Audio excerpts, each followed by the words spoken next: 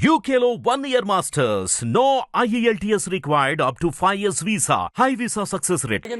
ప్రతి 15 రోజులకు ఒకసారి హుండీ లెక్కింపు కూడా పబ్లిక్గా ప్రకటిస్తున్నారు కదా.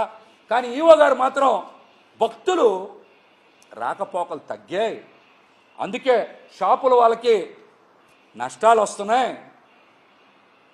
కాబట్టి వాళ్ళకి 40% మధ్య తగ్గించి 3 సంవత్సరాల పాటు కాల పరిమితి పెంచాలని చెప్పి సిఫార్సు చేశారు. 24 షాపులకి ఏం చేయాలంట, 90,000 అద్దెని 40% తగ్గించాలంట. అంటే 56,000 రూపాయలు ఇక్కడి నుంచి తీసుకోవాలంట. ఎంత? 54,000 తీసుకొని వాళ్ళకి ఇంకొక 11 నెలలతో వాళ్ళ టైం కూడా అయిపోతుంది. మళ్ళీ కొత్త టెండర్లు పిలవకుండా ఇప్పటి నుంచే 3 ఏళ్ళు కాల పరిమితి పొడిగించాలంట. అది కూడా ఎందుకు? బుద్ధా వెంకన్న గారు సిఫార్సు చేయబట్టే కదా. మీరు ఇంత గుడ్డిగా సిఫార్సు చేస్తూ ఉన్నారు. గతంలో ఎవరైనా సరే షాపులకి మీరు బకాయిలు ఉంటే అసలు షాపులు తెరవనిచ్చేవాళ్ళ, కరెంటు కట్ చేసుకునేవాళ్ళు, వ్యాపారం చేయనిచ్చేవాళ్ళు కాదు. కానీ ఇప్పుడు బకాయిలు ఉన్నా బ్రహ్మాండంగా వ్యాపారం జరుగుతూ ఉన్నా మీరు ఆ 24 షాపులకి అద్దె తగ్గించాలి, 90,000ని 50,000 చేయాలి, 56,000 చేయాలని అసలు మీరు ఎవరు చేయడానికి? దేవాదాయ శాఖలో ఒక కండిషన్ ఉంది కదా, ప్రతి ఏడాది 2-3 ఏళ్ళకి ఒకసారి, అంటే ఒకసారి కాలపరిమితి అయిపోయిన తర్వాత 33.3% మధ్యలో పెంచుతారు. ఎక్కడేంటి రివర్సు? 40% తగ్గించాలంట. దేనికి అంత ప్రేమ? ఆ షాపుల్లో ఒక షాపు కూడా టీడీపీ కార్పొరేటర్కి ఉందానా? దేనికి అంత ప్రేమ? ఆ షాపుల్లో కూడా ఒక షాపు టీడీపీ కార్పొరేటర్కి ఉందానా? బుద్ధా వెంకన్న గారికి ఒక్కొక్క షాపు వాళ్ళు 5 లక్షలు ఇచ్చారనా? 24 షాపులకి 5 లక్షలు చొప్పున 1,20,00,000 ఆయనకి సమర్పించబట్టే కదా ఇంత గుడ్డిగా మీరు సిఫార్సు చేశారు.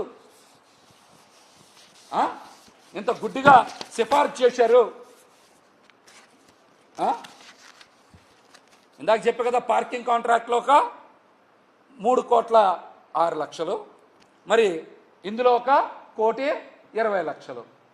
ఈ 3 నెలల్లో ఈ 420 గాళ్ళు కొట్టేసింది అక్షరాల 4,20,00,000. ఈ 3 నెలల్లో ఈ టీడీపీ కూటమి 420 గాళ్ళు కొట్టేసింది అక్షరాల 4,20,00,000. అందుకనే నాకు డౌట్ వచ్చిందాక అడిగా, ఈ కాంట్రాక్టర్ల మీద, షాపుల మీద ఆధారపడి అమ్మవారు బతుకుతున్నారా ఏంటి, లేదా అమ్మవారి మీద ఆధారపడి ఈ షాపులు కాంట్రాక్ట్దారులు బతుకుతున్నారా? మీరు రాసింది చూస్తే నాకు డౌట్ వచ్చింది, అందుకనే ఆ మాట మాట్లాడా. ఇంకొక ప్రధానమైన అంశం, దేవాదాయ శాఖ మంత్రి ఆనం రామనారాయణ రెడ్డి గారు పెద్ద మనిషి, మంచి వ్యక్తి అని అనుకుంటున్నా నేను. మరి మీరు కూడా ఘాట్ రోడ్లో కొండచర్యలో విరిగిపడినటువంటి ప్రాంతంలో నామినేషన్ పద్ధతిన 1,35,00,000కి పని ఇచ్చారంట. అతను మీ బంధువు చుట్టాలు ఎవరు అవుతారంటున్నారు, నాకు దాని మీద పూర్తిగా సమాచారం లేదు. మరి 1,35,00,000 రూపాయలకి మీరు పనులు ఇస్తే టెండర్ పిలవాలా వద్దా? నామినేషన్ పద్ధతిన అంత పెద్ద అమౌంట్కి కాంట్రాక్ట్ ఎలా ఇస్తారు? సదర్ కాంట్రాక్టర్కి అర్హత ఉందా లేదా, అనుభవం ఉందా లేదా, అతను బాగా పనిచేయగలడా లేదా, ఇవన్నీ చూసుకోవాలి కదా. చూసుకోకుండా కాంట్రాక్ట్ కట్టబెట్టేస్తే ఎలాగా? ఎలా? దీనికి కూడా మీరు సమాధానం చెప్పాలి. ఖచ్చితంగా చెప్పాలి. అదేవిధంగా ఇంకొక టెండరు, అన్నదానంలో స్టీల్ టేబుల్స్ టెండరు 36 లక్షల రూపాయల టెండర్. దాంట్లో చాలామంది పార్టిసిపేట్ చేస్తే అందులో ఉన్న అందరు కాంట్రాక్టర్ని ఏదో ఒక సాకు చూపించి అందరినీ డిస్క్వాలిఫై చేసి ఆ టెండర్ని కూడా బుద్ధా వెంకన్న బినామీ మహేష్కే కట్టబెట్టారు. బుద్ధా వెంకన్న బినామీ మహేష్కే కట్టబెట్టారు. ఈ అన్నిటికీ కూడా చక్రం తిప్పుతున్నటువంటి వ్యక్తి ఎవరంటే, సహకరిస్తున్న వ్యక్తి ఎవరంటే ఏఈ లక్ష్మణ్. ఏఈ లక్ష్మణ్ బాగా సహకరిస్తున్నారంట. మీరు మీ ఉద్యోగం వదిలేసి మీరు బాగా చక్రం తిప్పుతూ అమ్మవారి సొమ్మును కొట్టేయడానికి బాగా సలహాలు ఇస్తున్నారంట బుద్ధాంకం దగ్గరికి వెళ్ళి. మీ పని మీరు చేయాలి, బాగా చేసుకోవాలి. దుర్గగుడిలో కదా మీకు ఉద్యోగం ఉంది, మీరు అక్కడ పని చేసుకోవాలి. అంతేగాని అమ్మవారి సొమ్ము కొట్టేయడానికి బాగా సలహాలు ఇచ్చి చక్రం తిప్పడానికి ఈయనకి పర్సంటేజ్ ఇస్తే చాలంట, ఏ పనన్నా అయిపోద్దంట. పర్సంటేజ్ ఇస్తే ఏ పనన్నా అయిపోద్దంట. ఏఈ లక్ష్మణ్ అతని పేరు. చూద్దాం, ఇది కూడా ఒకసారి బాగా ఆలోచించాల్సిన విషయం. చూద్దాం. ముఖ్యంగా మేమైతే ఈ ప్రభుత్వాన్ని డిమాండ్ చేస్తూ ఉన్నాం. మీరు వెంటనే ఏసీబీ అధికారుల చేత, విజిలెన్స్ అధికారుల చేత నేను చెప్పిన అంశాల మీద మీరు దర్యాప్తు చేయించాలి, క్రిమినల్ కేసు నమోదు చేయించాలి.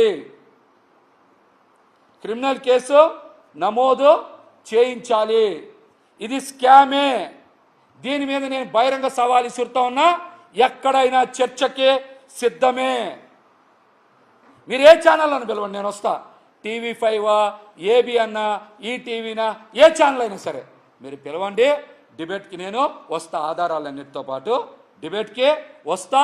రాష్ట్ర ప్రభుత్వం కూడా ఖచ్చితంగా క్రిమినల్ కేసు నమోదు చేయాలి.